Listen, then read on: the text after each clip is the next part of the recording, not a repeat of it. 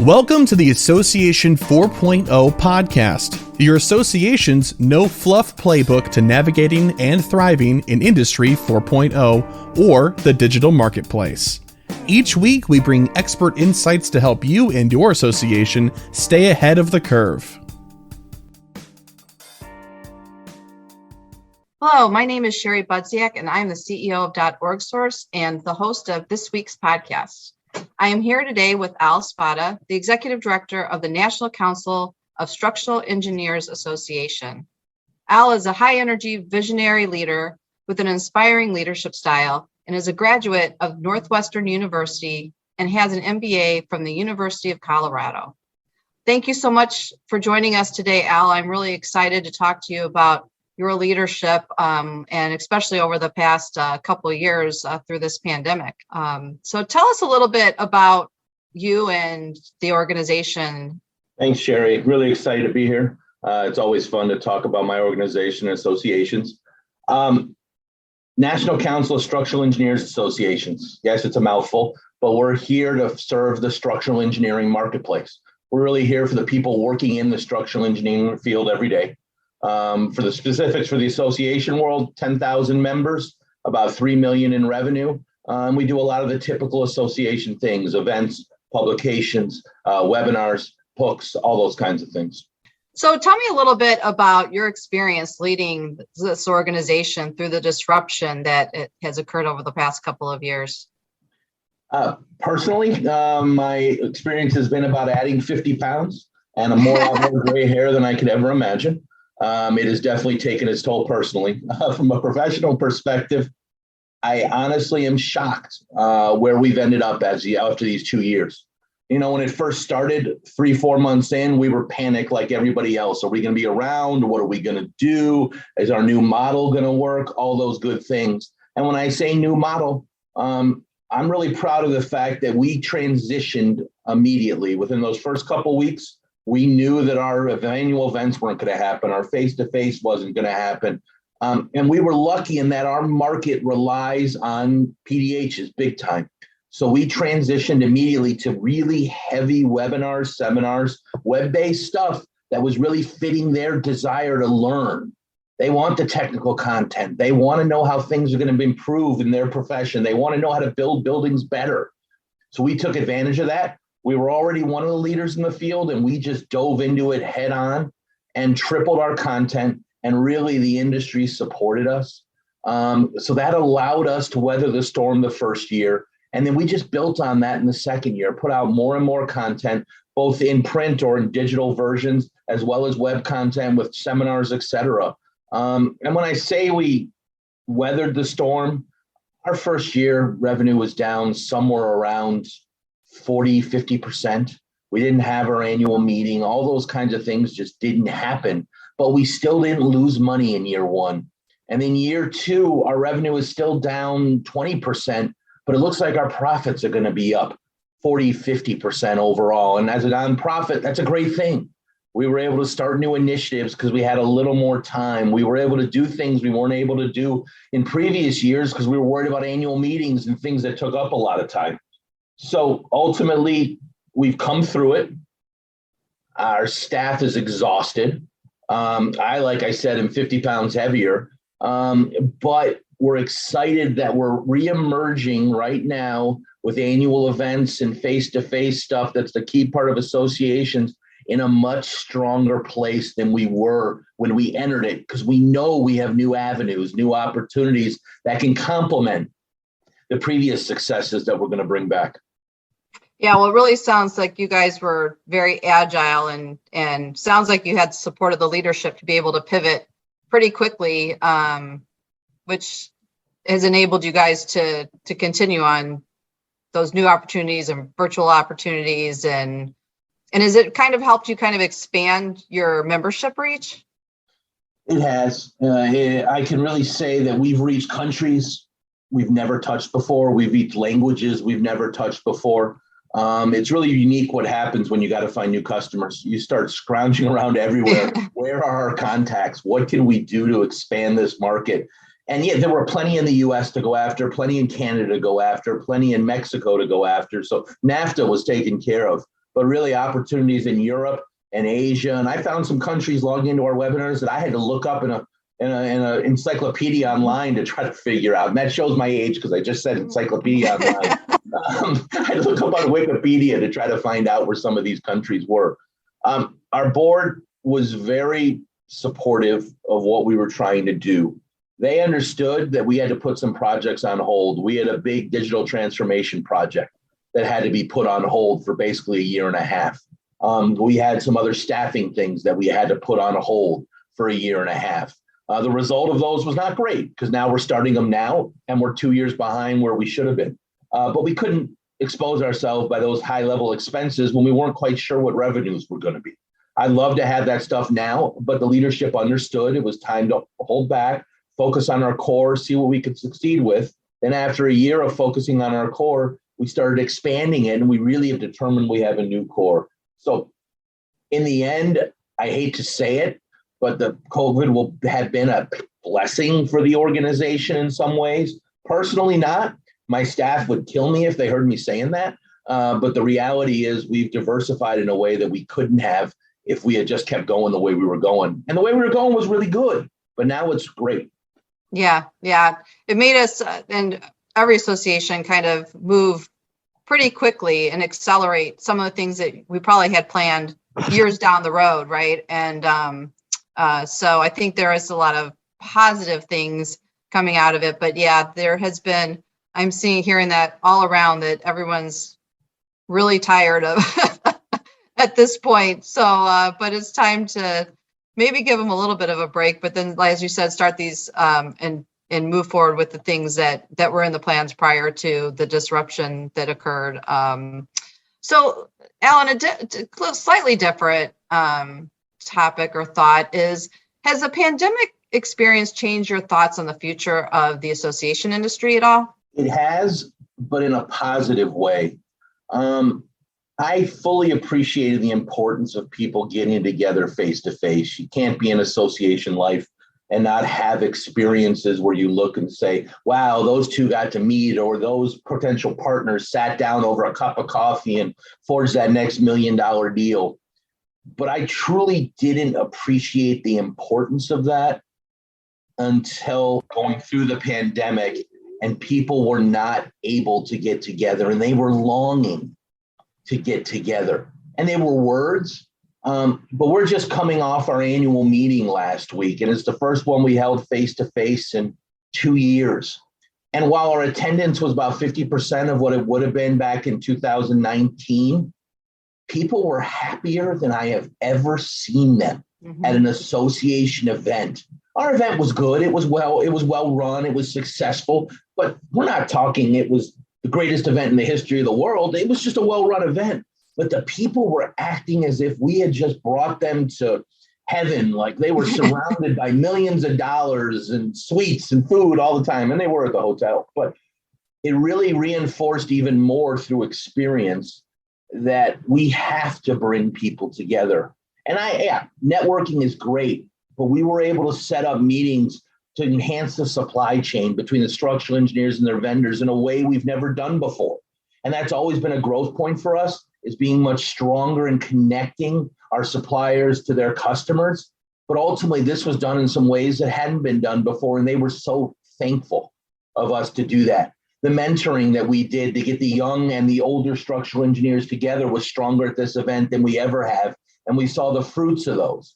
These are not unique concepts, but the idea was that we stepped them up a level to ensure they happened even more successfully in the past, and people were more thankful than they've ever been. We're seeing the surveys coming in, and our reviews and scores are through the roof.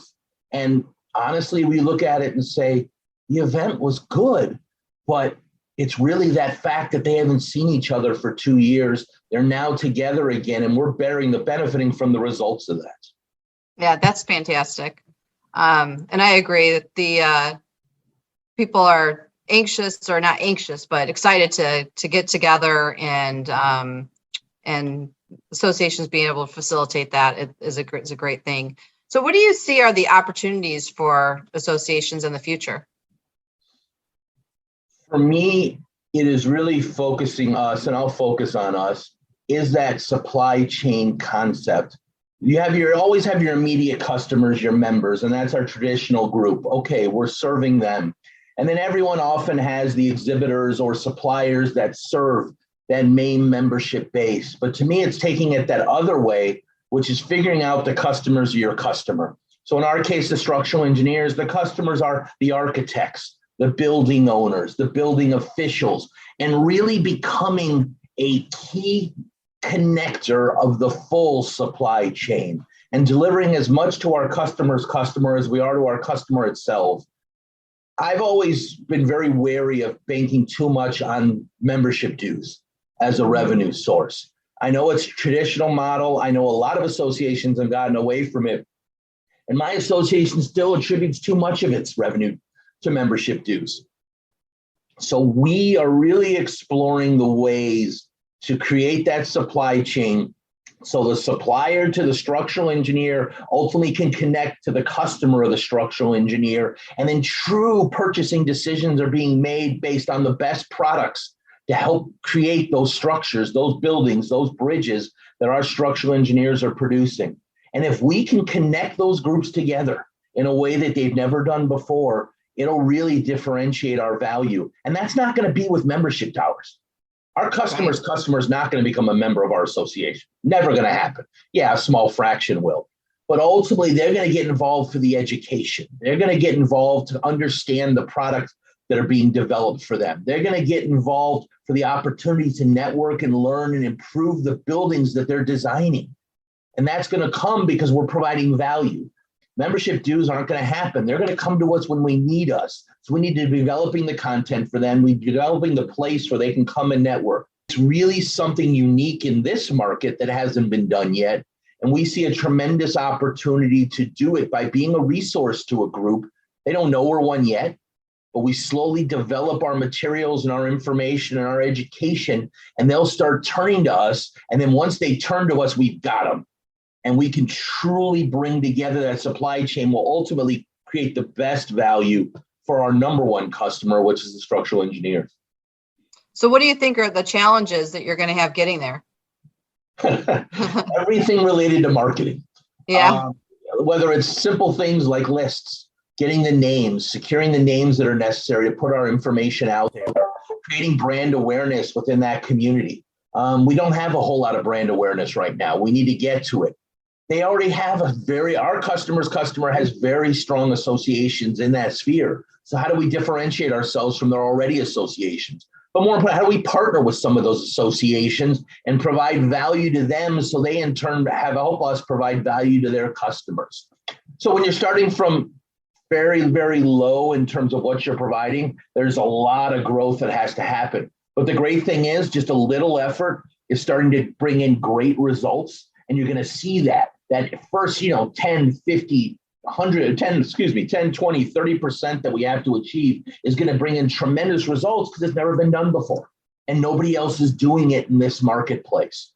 So the biggest challenge is, like I said, creating those partnerships, creating brand awareness when none of that exists. So we're starting from scratch. And people are always looking at you. What do you want from this?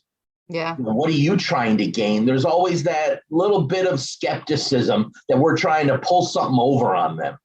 And truthfully, I've learned in associations, we can truly come at things from a holistic purpose because that's what our goal is. We're serving a profession. We're supporting a profession. Everything doesn't have to be about generating revenue. So the key with associations is we can look at this from a holistic perspective, a truly do-gooder type of approach where we're looking at this and saying, we just want to help our audience. We want to help your audience, your customers. Let's not worry about revenue right away. Let's just focus on building some partnerships, exchanging some information, trying to help people. Because I ultimately believe if we look at it from the long play, revenue will follow if you provide a quality service. I know if you're a for-profit, it's a very different approach. For a nonprofit, it allows us to do some of that long-term approach that maybe you can't do when you have to generate revenue right away. And so take that holistic approach when you're going after these things. It is an obstacle because you're going to have to be willing to shell out a little time and money without seeing anything coming back. But I believe if you're doing it what's right, for your profession and what's right for the industry, ultimately it'll pay you back tenfold to what you invested in those first couple of years. So Al, what do you think is one of the most important things that leaders can do right now to position their organizations for success? I learned from a previous leader that I served under that you have to surround yourself with quality people. In essence, people that are better than you. And when I say that is, you want to look at it from the perspective of the disciplines that you need. Maybe you're an expert in sales and marketing or communications. Okay, you still want someone strong in sales and marketing communications working with you, but maybe you're a little bit less skilled in accounting and finance. Maybe you aren't an IT person. Maybe your HR skills stink like mine do. When you look at that, you need strong people in those areas to support you as much as possible and to support the organization as much as possible. You put them in place and then you just let them fly and you get the heck out of the way.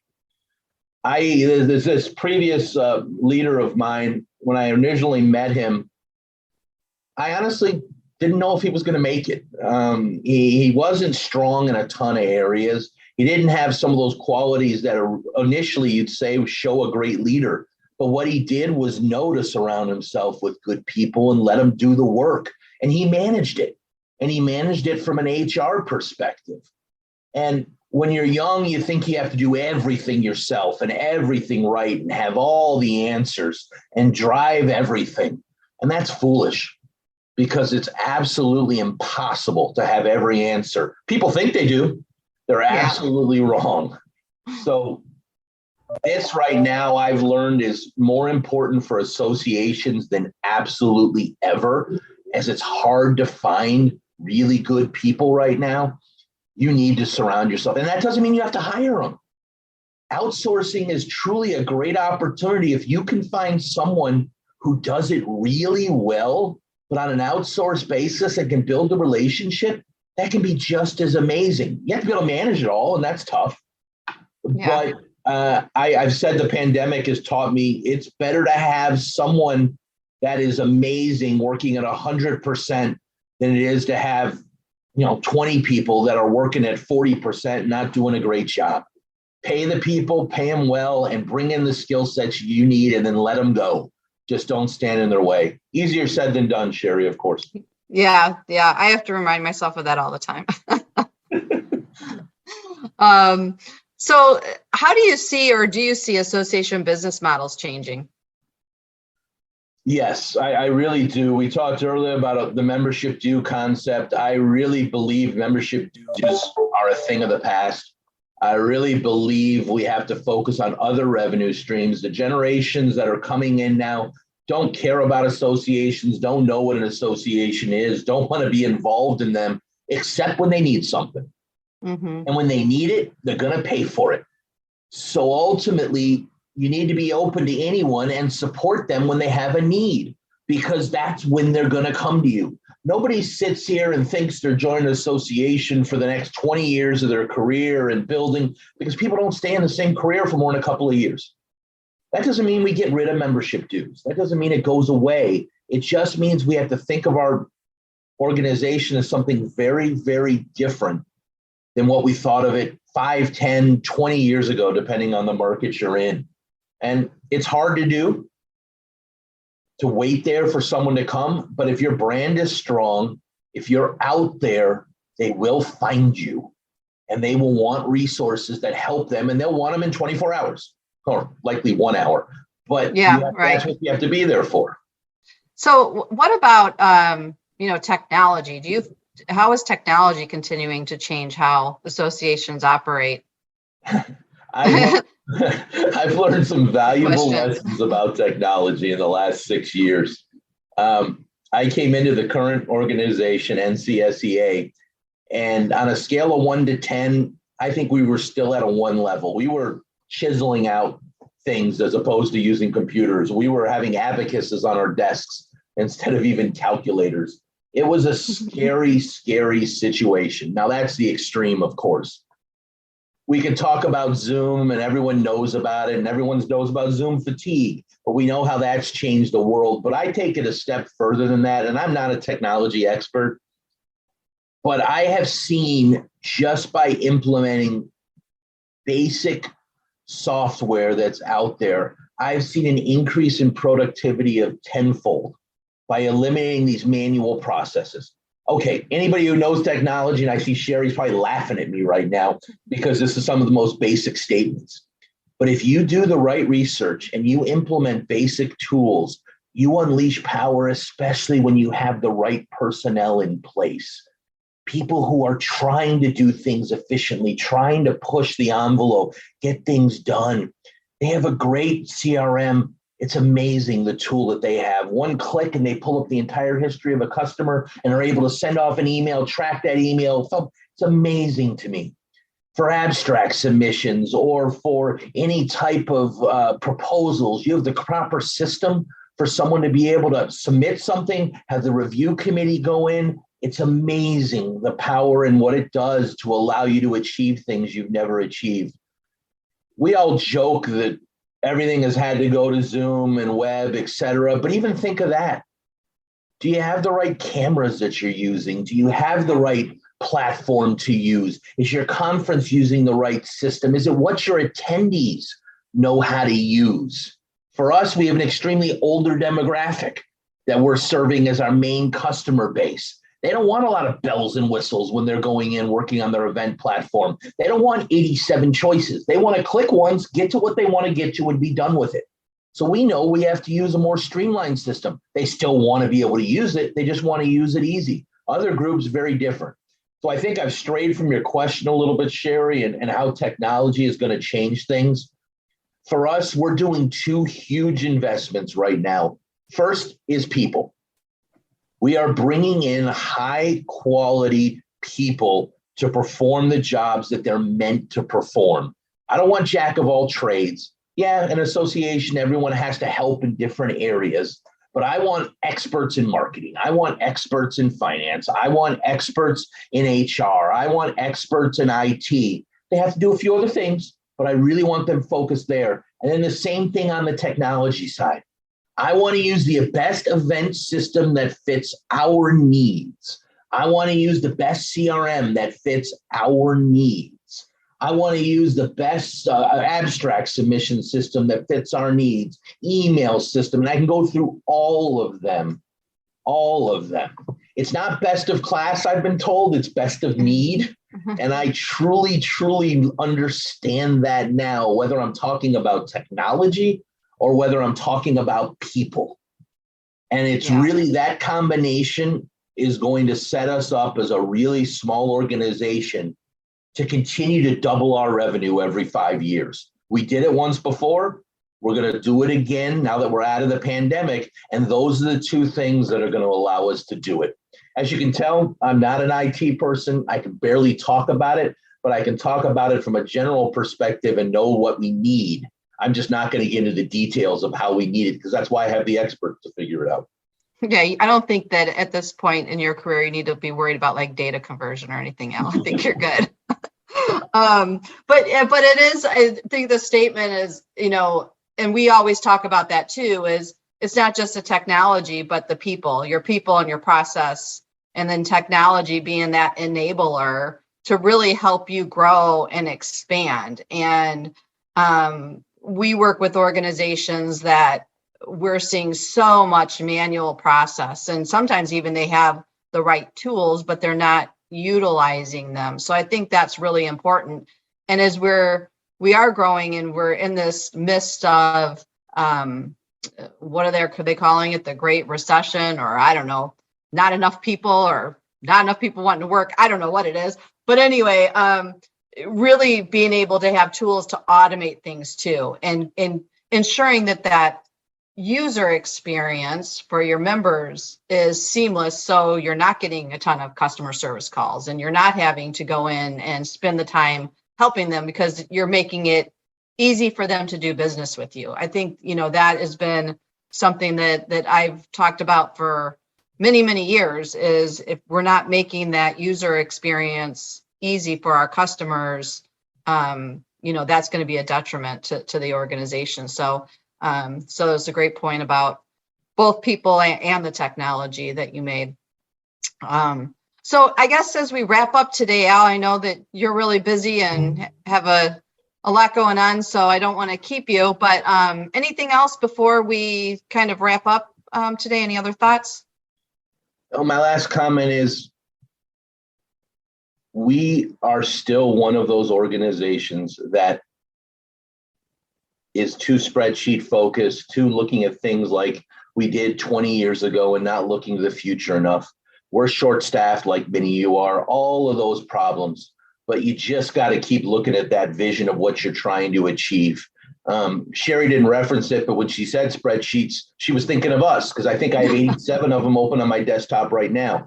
But honestly, just keep looking to the future. We're coming out of the pandemic. Associations aren't going anywhere. It's just knowing what we have to be. And I have to remind myself every day of where we're trying to go, because when I get in the middle of that day, I get frustrated, lose everything. So just keep thinking of what you're trying to become, and ultimately you will get there, I swear. Just got to keep working at it. Well, great. Thanks so much for your time today, Al. I really appreciate it. Thank you.